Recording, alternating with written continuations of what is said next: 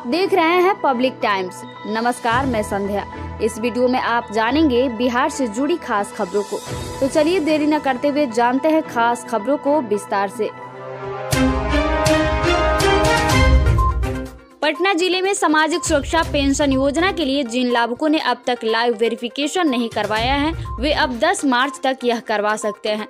जिले के करीब 1.4 लाख लाभुक ने अब तक वेरिफिकेशन नहीं करवाया है, जबकि पूर्व में इसकी अंतिम तिथि 28 फरवरी 2022 थी। अंतिम तिथि बीतने के बाद इन्हें एक और मौका दिया गया है। 1 से 10 मार्च तक भी जो लाभुक लाइव वेरिफिकेशन नहीं करवाएंगे, उनकी फरवरी माह की मार्च में मिलने वाली पेंशन रोक दी जाएगी। सामाजिक सुरक्षा पेंशन योजना के तहत पटना जिले के 5,31,000 बुजुर्गों, विधवाओं और दिव्यांगों को हर माह 400 से 500 रुपये पेंशन के रूप में दिए जाते हैं। इनकी पेंशन चालू रहे, इसके लिए हर वर्ष इन्हें खुद के जिंदा होने का प्रमाण देना होता है। हर वर्ष लाइव वेरिफिकेशन होने के बाद ही पेंशन चालू रहती है। इस साल सर्दी की अवधि सबसे लंबी रही, उसी तरह इस बार गर्मी भी खूब सताएगी। आईएमडी के अनुमान के मुताबिक मार्च के तीसरे सप्ताह तक प्रदेश का औसतन अधिकतम तापमान 35 से 37 डिग्री सेल्सियस तक पहुंच जाएगा। दक्षिण बिहार के पठारी इलाके में पारा उत्तरी मध्य और पूर्वी बिहार की तुलना में अधिक रहेगा। मार्च के तीसरे सप्ताह में दक्षिणी बिहार में तापमान सामान्य से 2 डिग्री ऊपर तक पहुंच जाएगा। वहीं हिमालय से सटे इलाके में न्यूनतम तापमान सामान्य या इससे अधिक रहेगा। 1 मार्च को पटना समेत प्रदेश के 18 जिलों में पारा 28 डिग्री के पार पहुंच गया। यूक्रेन के खार्किव और इसके आसपास के शहरों में फंसे भारतीय छात्रों का एक दिन दहशत के साथ गुजर रहा है। पहले से ही कई परेशानियों से जूझ रहे छात्रों को जब तक सूचना मिली कि एक भारतीय छात्र की वहां गोली लगने से मौत हो गई है, इसके बाद तो वहां हड़कंप मच गया। इसके तुरंत बाद दूतावास से संदेश जारी किया गया कि भारतीय छात्र तुरंत खार्किव छोड़ दे। ऐसे में कई छात्र सारे सामान वहीं छोड़ पैदल ही बॉर्डर की ओर निकल पड़े हैं। कई छात्र मंगलवार को ट्रेन से निकले। हालात यह है कि यूक्रेन के कई शहरों में कर्फ्यू लग चुका है। देखते ही गोली मारने का आदेश दे दिए गए हैं। इसके बावजूद बिहारी छात्र वहां से निकलने की हर कोशिश कर रहे हैं। सिवान के नबीगंज के पड़ौली निवासी डॉक्टर संजय सिंह की बेटी रीचा खार्किव में रहती है। नेशनल टेस्टिंग एजेंसी ने मंगलवार को जेईई मेन 2022 का शेड्यूल जारी कर दिया है। सत्र 2022 में जेईई मेन 2 चरणों में आयोजित होगा। पहले चरण की परीक्षा 16 से 21 अप्रैल तक और दूसरे चरण की परीक्षा 24 से 29 मई तक होगी। यह परीक्षा देश के 501 और विदेशों के 13 शहरों में आयोजित होगी। दोनों सत्रों के लिए आवेदन की प्रक्रिया शुरू हो गई है। स्टूडेंट jeiimen.nata.nic.in पर जाकर ऑनलाइन आवेदन कर सकते हैं। जेईई मेन 2022 के अप्रैल सत्र के लिए आवेदन प्रक्रिया मंगलवार से शुरू हो गई है। आवेदन 31 मार्च शाम 5 बजे तक कर सकते हैं। ऑनलाइन शुल्क का भुगतान 31 मार्च की रात 11:30 बजे हो सकता है।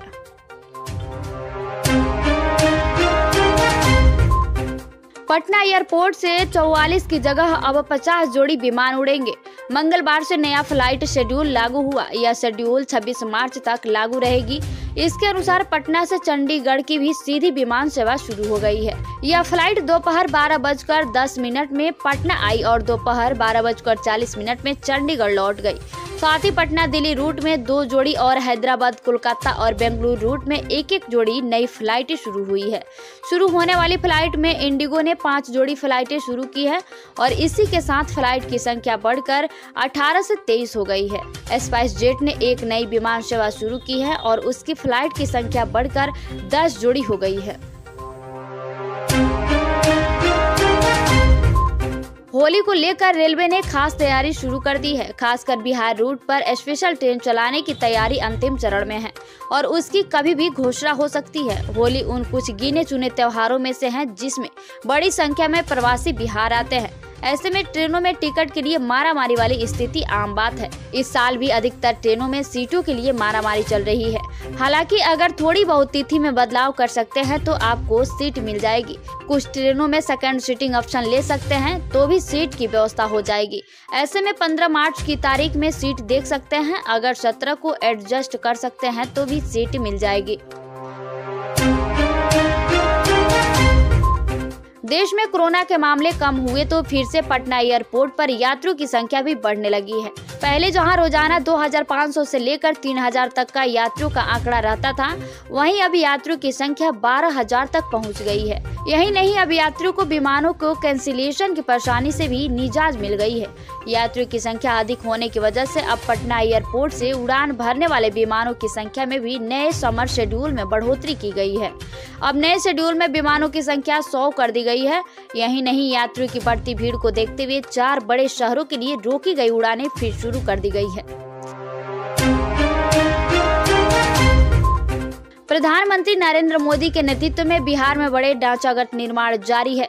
इसी क्रम में बिहार में bullet train, multi modal connectivity hub, expressway समेत कई परियोजनाओं पर लगातार कार्य जारी है। इसी क्रम में बिहार में कई नए नेशनल हाईवे भी बन रहे हैं। बिहार से गुजरने वाली राष्ट्रीय राजमार्गों में से ऐसे 6 होंगे जो बिहार के भागलपुर जिले से गुजरेंगे।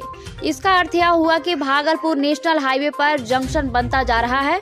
दरअसल क्योंकि पूर्वी बिहार से गुजरने वाले तमाम NH की सड़कें भागलपुर में आकर जुड़ रही है। भागलपुर में फिलहाल 2 NH गुजरता है, लेकिन शीघ्र ही 4 अन्य NH भी इस जिले से गुजरने वाले हैं। ऐसे में इससे भागलपुर से देश के किसी भी कोने में सड़क मार्ग से आना जाना बेहद ही आसान हो जाएगा। बिजली सिलेंडर करने का मूल कारण फिक्स्ड चार्ज में हुई अप्रत्याशित वृद्धि है। दरअसल बिजली खरीदे या नहीं, बिहार को उत्पादन कंपनियों को फिक्स्ड चार्ज देना पड़ता है। क्योंकि बिहार में होने वाली बिजली खपत हर महीने अलग अलग होती है। ऐसे में हर महीने बिजली खपत का आंकड़ा अलग अलग होता है। इस परिस्थिति में बिजली कंपनी को फिक्स्ड चार्ज के तौर पर हर महीने करोड़ों रुपए देने पड़ रहे हैं। फिक्स्ड चार्ज का भार कंपनी का अधिक बढ़ चुका है। आंकड़ों के अनुसार वित्तीय वर्ष 2016 से 17 में कंपनी ने फिक्स्ड चार्ज के तौर पर 2716 करोड़ दिए थे।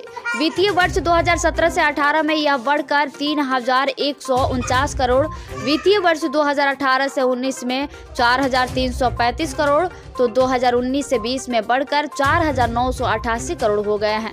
वहीं 2020 से 21 में यह बढ़कर 6296 करोड़ हो गया। इस तरह 4 साल में ही फिक्स्ड चार्ज में 131% की वृद्धि हो गई है। बिहार में शराबबंदी को प्रभावी बनाने के लिए प्रशासन ने पूरी ताकत लगा दी है। रंगों के त्योहार होली को शराब मुक्त बनाने की रणनीति तैयार हो गई है। होली में बाइक दस्ता शराबियों और शराब के धंधेबाजों पर निगरानी रखेगा। बाइक दस्ता लगातार गश्त करेगा और पकड़े जाने पर कठोर कार्रवाई करेगा। उत्पाद आयुक्त बी कार्तिकेय धनजी ने उत्पाद अध्यक्षों को यह निर्देश दिया है। हर 50 किलोमीटर पर बाइक से गश्त कराने के लिए कहा है। इसके अलावा रात में भी ड्रोन की मदद से दियारा इलाकों में छापेमारी की जाएगी। बिहार में बिहार विधानसभा परिषद चुनाव की तारीख का बुधवार को ऐलान हो गया। राज्य में 4 अप्रैल को MLC चुनाव होंगे और 7 अप्रैल को मतगणना के साथ नतीजे घोषित होंगे। चुनाव के लिए 9 मार्च को अधिसूचना जारी होगी और नामांकन की प्रक्रिया शुरू हो जाएगी। 16 मार्च तक नामांकन। NDA गठबंधन में भाजपा 13 सीटों पर चुनाव लड़ेगी। 11 सीटों पर जदयू के प्रत्याशी उतरेंगे। वहीं राजद अकेले ही चुनाव में उतर रही है। उसने भाजपा के स्वर्ण वोटों को साधने के लिए 24 सीटों में से 21 प्रत्याशियों की घोषणा भी कर दी है। इस बार 1/4 सीटों पर भूमिहार प्रत्याशियों को उतारा गया है। तो ये थी बिहार की खास खबर। धन्यवाद।